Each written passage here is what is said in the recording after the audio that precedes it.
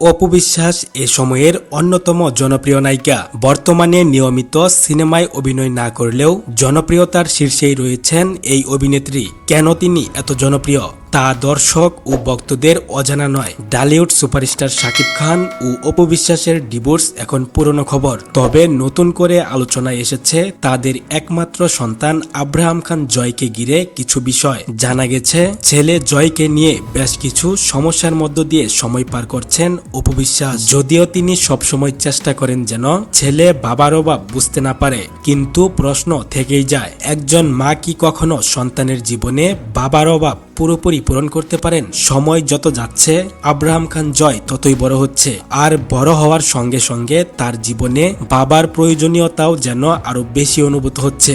বাবাকে অনেক সময়ই মিস করে জয়, এমন কথাও শোনা যায় বিভিন্ন সূত্রে।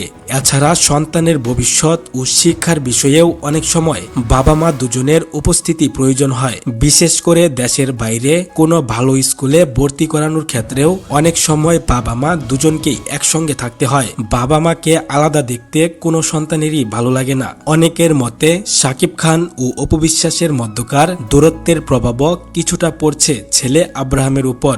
এই কারণেই নিজের সন্তানের ভবিষ্যতের কথা ভেবে আবারও শাকিব খানকে পাশে চান অপু বিশ্বাস। কারণ এই বয়সে একটি সন্তানের জীবনে বাবা ও মায়ের উভয়ের ভালোবাসা ও স্নেহই সবচেয়ে বেশি প্রয়োজন।